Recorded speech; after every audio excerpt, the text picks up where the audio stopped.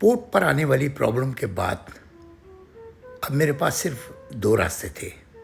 या तो मैं वो इतनी बड़ी रकम भरूं और या फिर अपनी कंपनी को बंद कर दूं। दूसरी तरफ देखा जाए तो मेरा कारोबार अब बहुत हल्का हो गया था। गाड़ियाँ बहुत कम बिकती थी। अब मैं अगर 40-50 गाड़ी भी लाता था तो मुश्किल से 20-25 गाड़ी बिकती थी और 20-25 मेरे सर पे आ जाती थी।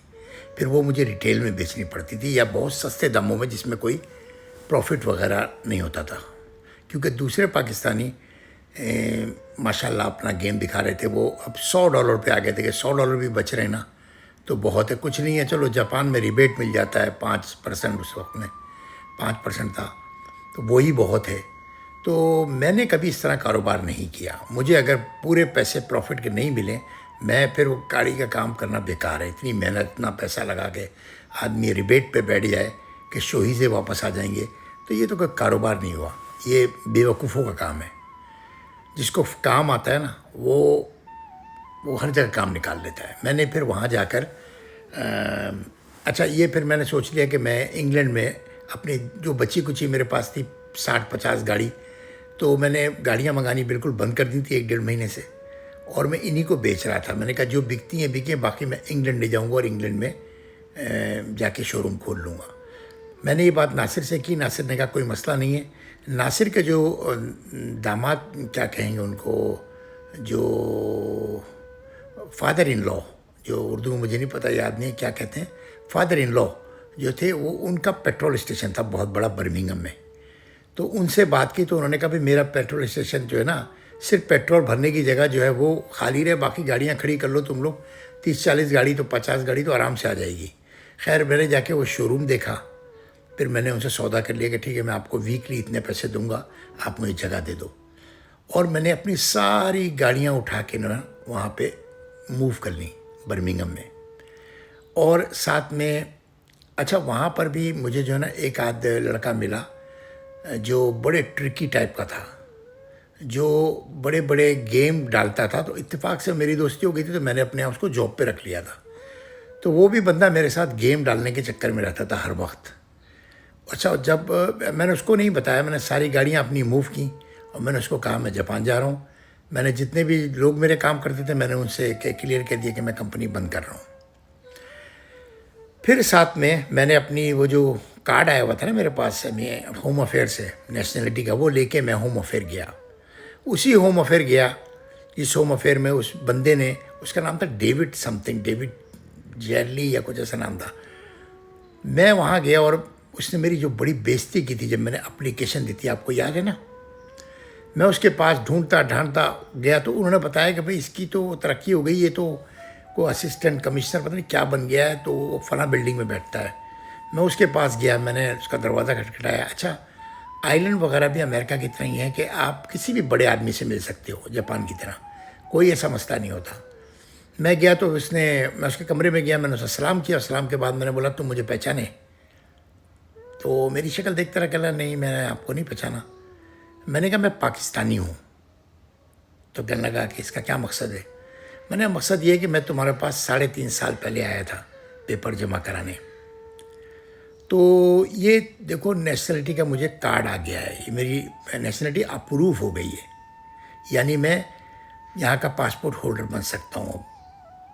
मगर मैंने तुमसे क्या कहा था कि मैं यहाँ कारोबार करने आया हूँ, और तुमने मेरा मजाक उड़ाया था कि पाकिस्तानी क्या जाने कारोबार, तुम जॉब करने आए हो और तुमने मेरे पेपर जमा किए थे। अब इसमें दो मसले हैं। एक मसला ये है कि तुम्हारी जो गवर्नमेंट ने मुझे ये इशू किया, मेरे जाली डॉक्यूमेंट्स पे किया बखौल तुम्हारे कि मेरे पेपर जाली हैं, बेकार हैं और झूठे कितने बेवकूफ़ हो तुम्हारे। तो वो एकदम चौंक गया कि ये बदतमीज़ी कर रहा है। मैंने कहा हाँ मैं तुमसे बदतमीज़ी कर रहा हूँ, ये कार्ड रखो अपना, मुझे तुम्हारी नेशनलिटी नहीं चाहिए। मैं अमेरिका में मेरे बच्चे पढ़ते हैं, मैं अमेरिका जाता हूँ, मेरे पास जापान का ग्रीन कार्ड है, मुझे कोई ज़रूरत नहीं है तुम्हारी नेशनलिटी की।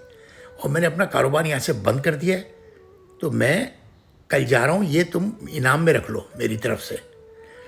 तो वो खड़ा हो गया, बड़ा इम्प्रेस हुआ, वो खड़ा हो गया, उसने मेरे से हाथ मिलाया, कहता कैसी बात कर रहे हो आप गुस्से में नहीं हो, जो देखो हमारे पास जाली केस बहुत आते हैं, शायद मेरे मुंह से कुछ निकल गया हो, मुझे याद आ गया आप आए थे, ये वो। तो मैंने कहा तुमने मेरी बड़ी बेइज्जती की थी।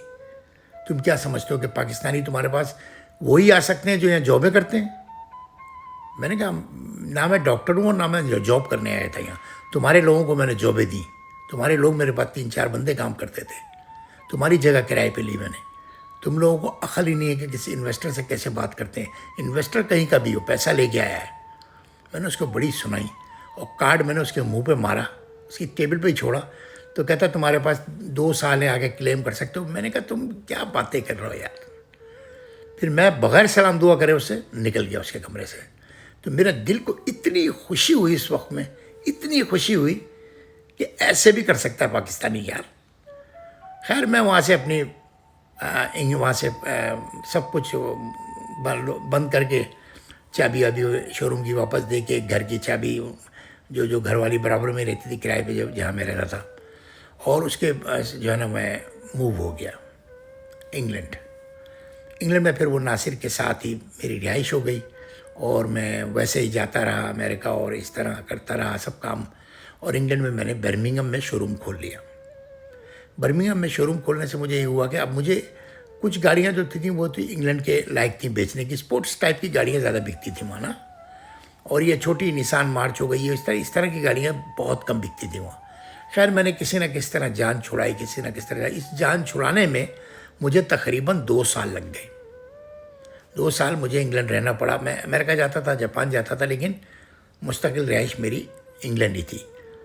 तो उसके बाद फिर जब मेरी 2-4 गाड़ियाँ 6 गाड़ियाँ रह गईं, तो ये हो गया था 99 का 99 2000 का टाइम था, ये 2000 का टाइम था। मैं जापान वापस आ गया, वहाँ से बंद कर गया। फिर मैंने जापान से थोड़ी सी इधर उधर एक्सपोर्ट करी थोड़ा सा ये काम वो काम करता रहा मैं। इसमें साल गुजर गया। 2001 में मुझे ये बात पता चली कि यहाँ से गाड़ियाँ साउथ अफ्रीका जा रही हैं। कोई नहीं बताता था वहाँ, कोई किसी को नहीं बताता था। खैर मैंने मालूम किया कि साउथ अफ्रीका कहाँ जा रही हैं। फिर मुझे पता चला डरबन जाती हैं, और डरबन का मैंने नक्शे पे डरबन ढूंढा तो मुझे पता चला डरबन ऐसे ऐसे जगह है। खैर मैंने वहाँ से जो है ना मेरे ख्याल 6 या 8 गाड़ियाँ अपने नाम पे चढ़ा के और मैं साउथ अफ्रीका की तरफ फ्लाई कर गया। अब जब मैं साउथ अफ्रीका पहुंचा तो अच्छा मुझे किसी बंदे ने जो है वो एक जो है ना मुझे एक रेफरेंस दे दिया कि अरे ये साहब हैं, अगर कोई मसला वगैरह हो तो इन साहब से मिल लेना। उन साहब का फर्जी नाम रख लेते हैं चालाक, बल्कि डेढ़ होशियार। वो जो डेढ़ होशियार साहब थे ना, वो मुझे एयरपोर्ट पे लेने आए। आते ही उन्होंने मुझसे पहला सवाल किया, गाड़ी में बैठते ही मैंने अपना होटल करा लिया था, तो उन्होंने मुझसे पहला सवाल ये किया कि आप यहाँ जॉब वगैरह करने आए या किस सिलसिले में आए। तो मैंने कहा नहीं, आपको शायद बता दिया होगा उस लड़के ने जो बीच में जिसने मुझे तारुफ कराया था, मैं यहाँ कारोबार के लिए आया हूँ, मुझे डरबन जाना है। तो कहने अच्छा अच्छा डरबन जाएंगे आप। वो बहुत ही चालाक आदमी थे, बहुत ही डेढ़ होशियार आदमी थे। उन्होंने मुझे तोड़ना शुरू कर दिया। खैर मैं समझ गया, कोई 1-2 मुलाकातों के बाद मैं उनसे समझ गया कि ये किस किस्म के आदमी हैं। बहरहाल मैंने उनसे वो थे एजेंट टाइप के, बल्कि वो लीगल एजेंट ही थे। वो लोगों के वीज़े कराने, ये कराना वो कराना, लेकिन थे कराची के और थोड़े से पढ़े लिखे थे, समझदार थे। उनसे मेरी अच्छी दोस्ती हो गई। बंदा बुरा आदमी बुरे नहीं थे वो, लेकिन वो अपने पैसे और अपना जितना लूट सकते थे उन्होंने मुझे लूटा, जितना लूट सकते थे, और मैं लूटा। कहीं कहीं आदमी को आँख बंद कर लेनी चाहिए। और फिर मैं उनके साथ ही उनकी गाड़ी में ही डरबन पहुंचा, और फिर हम लोगों ने डरबन में एक होटल लिया और फ़िलहाल होटल में बैठ गए। इसके बाद का क्या हुआ मैं आपको शाम की किस्में बताऊंगा। खुश रहें।